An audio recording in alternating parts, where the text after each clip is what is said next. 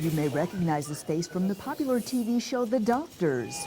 Plastic surgeon and talk show host Dr. Andrew Orden is far from the bright lights of the studios of Los Angeles.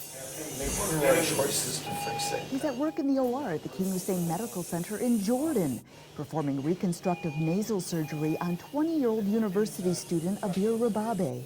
She was born with a facial deformity known as Goldenhar syndrome and frontonasal dysplasia, an abnormality affecting the forehead and the nose. She was flat. She had no profile. So now when you see her on the table, she has a nice, elegant nose. The procedure involves a rib graft, taking cartilage from the rib and using that to rebuild her nose. While he's nearly lost his voice in the OR, the doctor has not lost his sense of humor. Good, I'm ready for a little Jordanian tea. Another unique part of this medical mission is that this complex surgery being performed here in this operating room is providing the Jordanian doctors with a chance to learn from Dr. Andrew Orden. It's very great for us, opportunity to learn some tips, some of his experience in such difficult cases. Oh, absolutely. We'll use that just as a platform. Dr. Andrew describes the operation as a group effort, collaborating with the chief of plastic reconstructive surgery at the King Hussein Medical Center, Dr. Khaldoon Haddadine. And I learned from them as well. I learned, they learned. Group effort. While surgeons at the King Hussein Medical Center, a major referral facility in the Middle East, are already performing these types of surgeries, having an experienced team visit provided them with the opportunity to consult with them and operate together on some of their most difficult cases. Seeing some of the different operations here is going to help maybe another 300 children with similar conditions being operated in ways that maybe are very relatively new to us, and maybe in ways that are, you know, we've been doing it one way and there's a new way, maybe we'll try that and see if that works better. The trip, which was organized by the Children of War Foundation, included subspecialists with expertise in the areas of vascular anomalies and craniofacial surgery from Children's Hospital Los Angeles. Dr. Mark Urata, chief of plastic and maxillofacial surgery, and his colleague Dr. Jeffrey Hamouda performed a 6-hour operation on a 12-year-old born with a complicated facial deformity called a vascular malformation, which is the tumor of the blood vessels.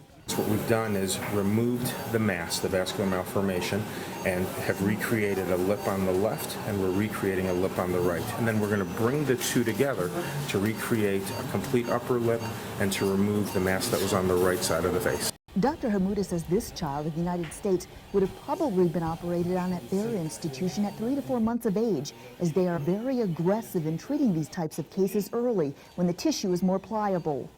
The team of subspecialists actually helped the center make the difficult decision to proceed with the complex surgery, as they tend to treat these types of cases more conservatively. Every time you do one of these, the answer to the puzzle is different than it was before. Dr. Mark operated while teaching the procedure to 2 young Jordanian doctors, with Jordanian plastic surgeon Dr. Nasser Qasid assisting. We used what we call a flap, which is rotating skin from one side of the face to cover up the area that we had resected. And then the other thing that we did was to take some skin from the abdomen and move that up to the nose to reconstruct that area. Parents call it a miracle. The mother of 12-year-old Azadine Abdullah was overwhelmed with emotion when her son was wheeled into the recovery room. He looks very beautiful.